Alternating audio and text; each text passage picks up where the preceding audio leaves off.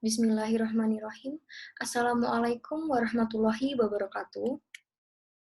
Perkenalkan, nama saya Khotrunada Salma Ramadhani, NIM 2018 043 0177, mata kuliah Keuangan Internasional kelas A, Prodi Ilmu Ekonomi, Fakultas Ekonomi dan Bisnis Universitas Muhammadiyah Yogyakarta.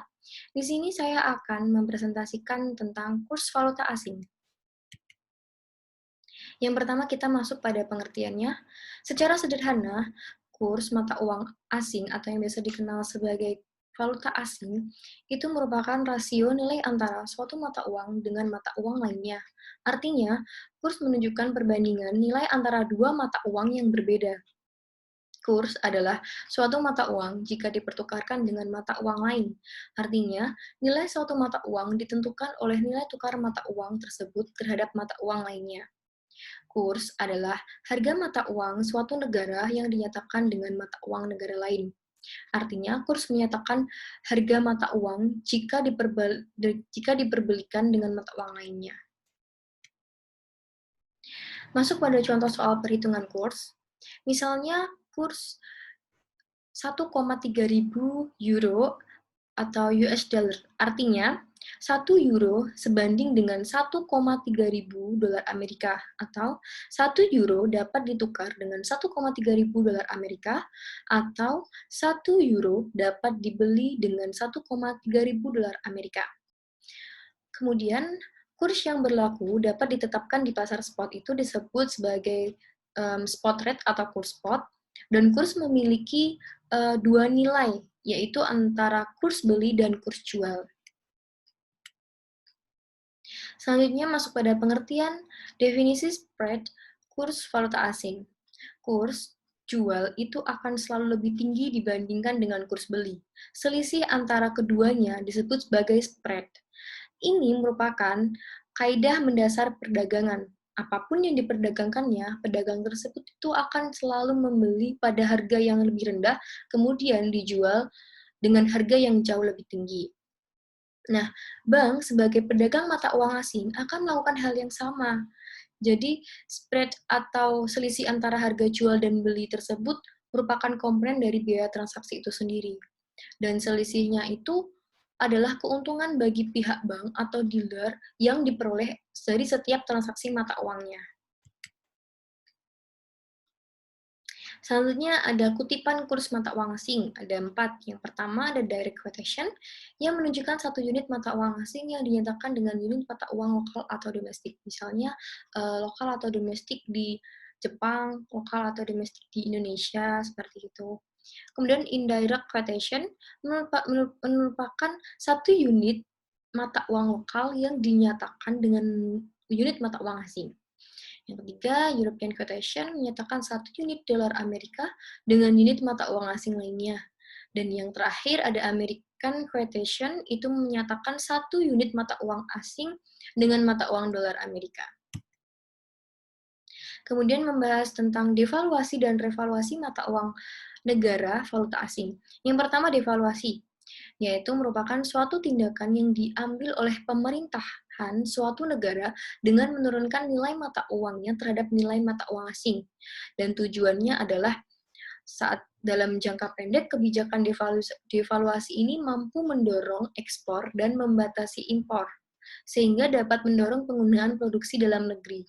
Karena hal ini akan berdampak pada perbaikan posisi balance of payment atau terjadinya kesetimbangan pada balance of payment tersebut. Kemudian ada revaluasi, yang merupakan tindakan yang diambil oleh pemerintahan suatu negara dengan menaikkan nilai mata uangnya terhadap nilai mata uang asing. Dan tujuannya adalah karena kondisi perekonomian negara sudah dinilai mampu mencapai atau mendekati full employment atau terjadinya kecenderungan inflasi. Kemudian, faktor yang mempengaruhi perubahan kurs.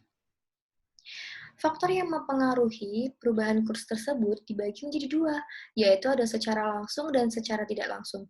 Yang pertama ada secara langsung. Secara langsung tersebut, yang pertama ada permintaan falas akan ditentukan oleh impor barang dan jasa ke dalam negeri dan ekspor modal dari dalam ke luar negeri. Yang kedua, ada penawaran valuta asing akan ditentukan oleh ekspor barang dan jasa ke luar negeri dan impor modal dari luar negeri ke dalam negeri. Kemudian, faktor yang kedua secara tidak langsung. Yang pertama adalah posisi neraca pembayaran. Neraca pembayaran tersebut itu memiliki pengaruh terhadap nilai tukar mata uang dalam negeri. Jika neraca pembayaran tersebut defisit, maka permintaan terhadap valuta asing itu akan meningkat, sehingga menyebabkan nilai rupiah itu melemah.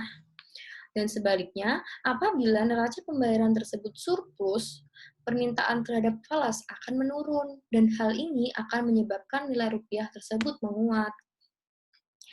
Kemudian ada tingkat inflasi. Tingkat inflasi tersebut, apabila faktor lainnya dianggap tetap, maka kenaikan tingkat harga atau inflasi akan mempengaruhi nilai tukar mata uang suatu negara. Kemudian tingkat bunga. Dalam asumsi ceteris paribus, kenaikan tingkat suku bunga bank untuk mata uang domestik itu akan menyebabkan mata uang domestik mengalami apresiasi atau penguatan terhadap nilai mata uang negara lain.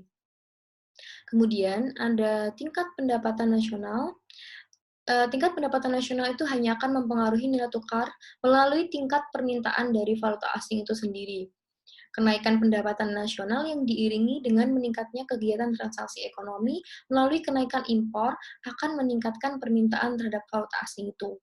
Jadi, menyebabkan nilai mata uang domestik itu terdepresiasi. Selanjutnya, yang kelima ada kebijakan moneter. Kebijakan pemerintah ini merupakan untuk mempengaruhi kegiatan ekonomi dapat mempengaruhi pergerakan kurs. Ketika kebijakan bank sentral bersifat ekspansif dengan menambah jumlah uang yang beredar, maka akan mendorong kenaikan harga atau biasa disebut dengan inflasi. Nah, inflasi ini akan menyebabkan nilai tukar rupiah mengalami depresiasi, seperti itu. Kemudian yang terakhir ada ekspektasi dan spekulasi. Itu untuk sistemnya nilai tukar yang diserahkan kepada mekanisme pasar secara bebas seperti halnya rupiah dan sebagian besar mata uang negara dunia, sehingga perubahan nilai tukar rupiah dapat juga disebabkan oleh faktor-faktor non-ekonomi. Kemudian selanjutnya ada mekanisme perdagangan bursa valuta asing. Pengertian bursa falas dapat diartikan sebagai suatu tempat atau wadah ataupun sistem yang disediakan untuk perusahaan, perorangan, dan bank agar dapat melakukan pembelian ataupun penawaran supply atas valuta asing atau forex.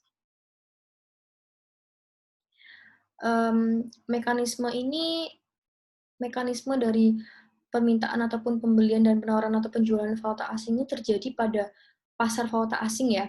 Misalnya importir di kota misalnya Surabaya, itu Indonesia mengimpor barang dari eksportir di Washington, Amerika Serikat, nilai barangnya sebesar 20.000 US dollar dan pembayarannya dilakukan dalam dolar Amerika US dollar.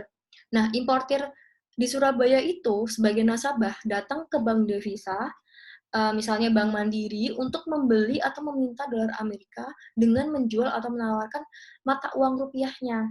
Dan kurs yang berlaku di pasar valuta asing adalah sebesar 10.000 US dollar.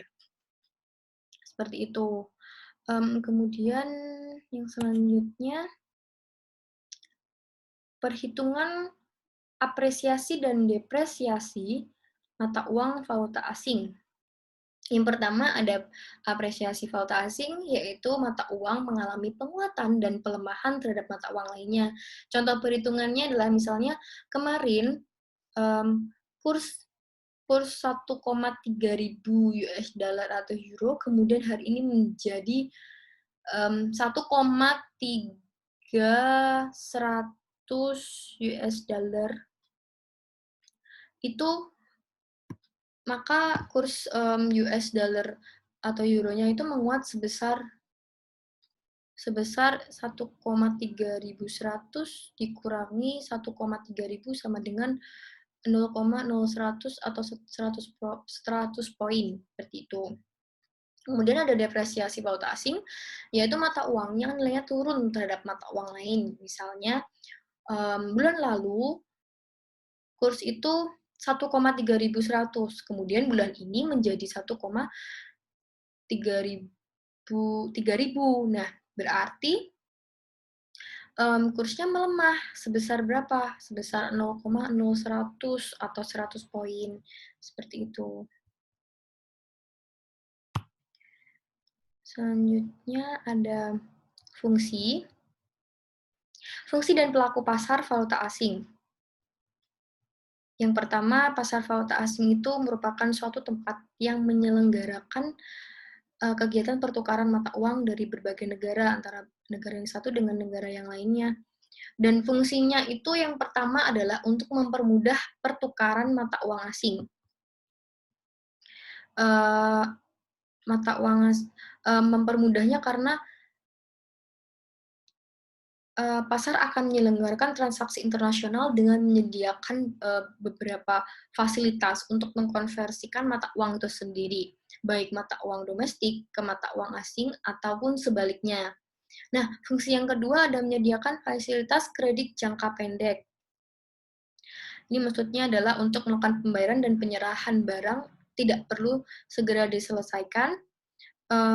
Penyediaan kredit ini diperlukan untuk membiayai barang dalam perjalanan. Importir dapat membayar tunai untuk barang yang dibeli sebelum barang datang. Kemudian fungsi yang ketiga ada menyediakan fasilitas perlindungan untuk pelaku terhadap perubahan kurs dengan mekanisme hedging. Perlindungan dengan mekanisme ini dilakukan melalui forward. Perubahan kurs di masa datang akan menimbulkan resiko terhadap pelaku yang melakukan transaksi dengan mata uang asing. Kemudian pelaku-pelakunya ada bank-bank besar, dunia usaha, bank sentral, perusahaan manajemen investasi, dan juga pialang mata uang asing. Selanjutnya ada transaksi dan perdagangan valuta asing, spot forward swap. Ada dua. Yang pertama transaksi spot, ini merupakan pembelian atau penjualan mata uang asing dengan kurs yang berlaku di pasar spot.